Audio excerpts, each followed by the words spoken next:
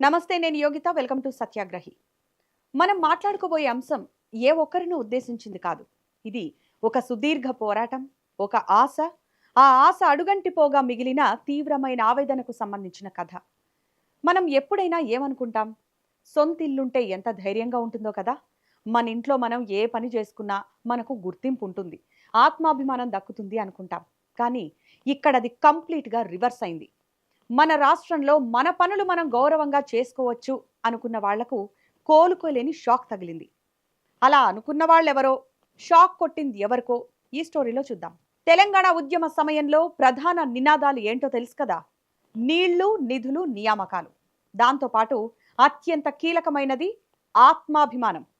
మన రాష్ట్రాన్ని మనం పాలించుకుంటే మన వాళ్లకు అంతా మంచి జరుగుతుందన్న ఆలోచన. ఆ రోజుల్లో తెలంగాణ నుంచి వచ్చిన ప్రతి చిన్న పెద్ద కాంట్రాక్టర్లు కూడా ఇవే భావించారు. అందుకే ఉద్యమానికి ఎంతో అండగా నిలిచారు. ప్రత్యక్షంగా పరోక్షంగా మద్దతు తెలిపారు. ఎందుకు? రేపు ప్రత్యేక రాష్ట్రం వస్తే తెలంగాణ పునర్నిర్మాణంలో మనం భాగస్వాములం అవుతాం. మన ప్రాంతంలో జరిగే ప్రాజెక్టుల్లో మనకు ప్రాధాన్యత లభిస్తుంది, మన తలరాతలు మారతాయి అని ఆశపడ్డారు. కానీ ఇప్పుడున్న పరిస్థితి చూస్తుంటే పెనం మీద నుంచి పొయ్యిలో పడ్డట్టు తయారైంది. మరి ఆ ఆశలన్నీ ఏమయ్యాయి? కాంగ్రెస్ పాలనలో వారి పరిస్థితి ఎలా మారింది? అసలు సమైక్య రాష్ట్రంలో ఉన్న పరిస్థితికి ఇప్పటి పరిస్థితులకు ఉన్న తేడా ఏంటి? ఇవన్నీ చాలా వివరంగా మాట్లాడుకుందాం.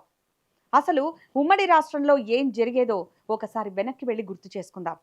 అప్పట్లో ఒక ప్రాజెక్ట్ లేదా కాంట్రాక్ట్ నోటిఫికేషన్ వచ్చిందంటే చాలు, తెలంగాణ ప్రాంతానికి చెందిన కాంట్రాక్టర్లకు కేవలం నిరాశే మిగిలేది. ఎందుకో తెలుసా?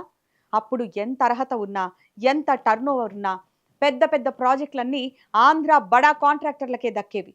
100 ప్రాజెక్టులుంటే అందులో ఏ 4-5 చిన్న చిన్న పనులు, అవి ఏదో దయతలిచి విసిరేసినట్టు తెలంగాణ కాంట్రాక్టర్లకు ఇచ్చేవారు.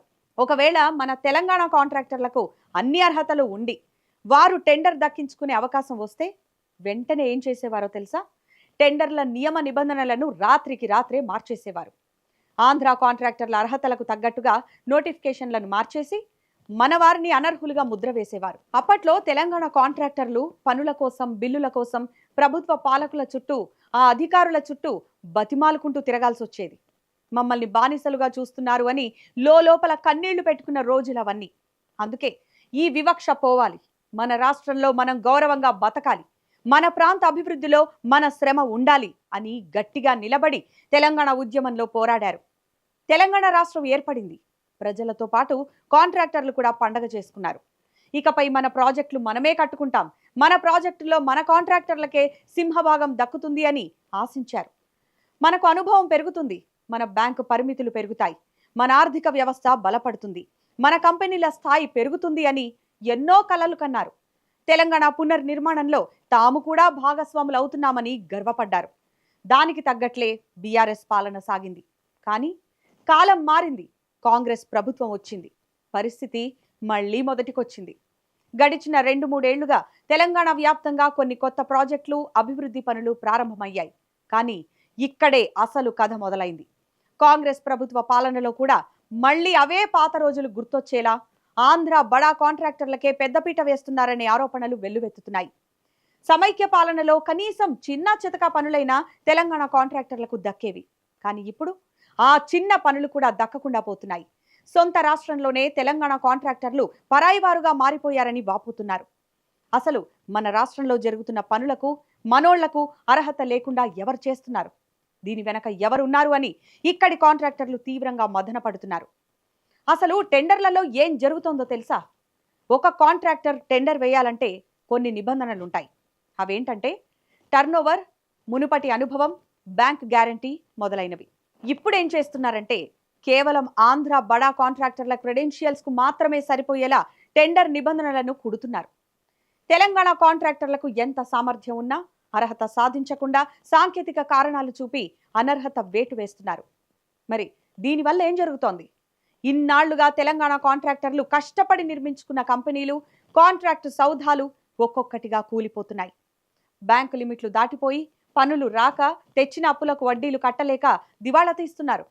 దశాబ్దాల తరబడి బిజినెస్ చేసిన వాళ్ళు ఇవాళ తీవ్రమైన మానసిక ఒత్తిడికి, క్షోభకు గురవుతున్నారు. సమైక్య రాష్ట్రంలో బానిసలుగా ఉన్న అంతో ఇంతో ఆత్మాభిమానం, గౌరవం ఉండేది.